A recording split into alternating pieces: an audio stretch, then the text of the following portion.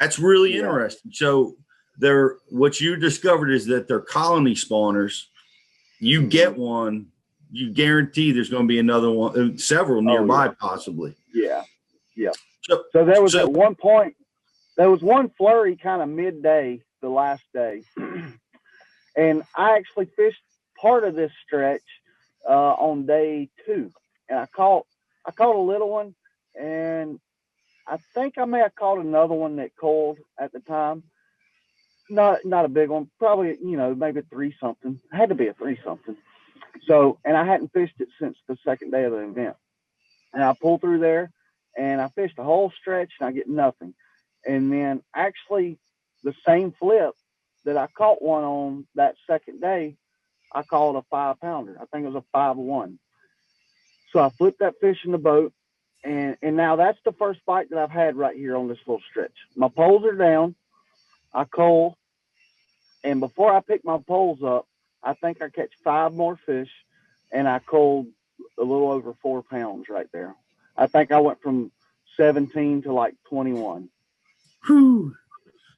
And it was it was fun. Well, that was pretty awesome. You were so excited, and you couldn't, you knew you had won the tournament, especially on the last day. When you got those 2 big ones back to back. I mean, it almost felt like you knew you were going to have a chance to win once you caught those 2. Yeah, it was like I didn't know, because I was 5.5 pounds back, and come on now, it's like it's the St. John's, and this is the Elite Series. These guys are going to catch them, So, but it was like I did have a feeling that I haven't had but a few times. Actually, I've never even had this feeling, because I've fished big events, but nothing like this. And I had it was just a special feeling, and I knew I had a legitimate shot. Like, I had a big bag. I actually had more than I thought I did. And I was weighing them. I was trying to be accurate with my Bass Track weights.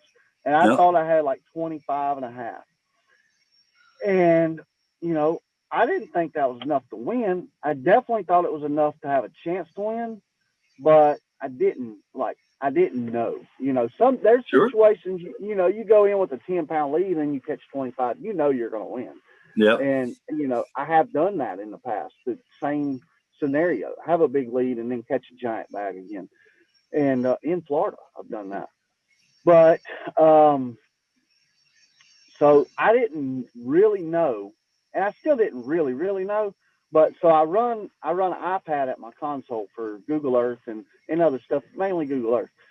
And it's connected to my iCloud. I get text messages on it as well. And of course, we can't just be looking at our phone or our text and stuff, but I'm running across Lake George, headed back in, and a text comes through and my screen lights up. And I just looked down because it caught my attention. When I look down, the screen is full of text. And it says, congrats. And I was like, no way. I know everybody's watching live and watching Bass Track and everything. And at that moment, I was like, dude, I may have done this. And so I'm taking it.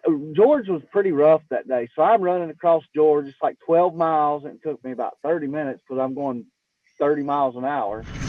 The information Bass University provides isn't your basic run-of-the-mill fishing video.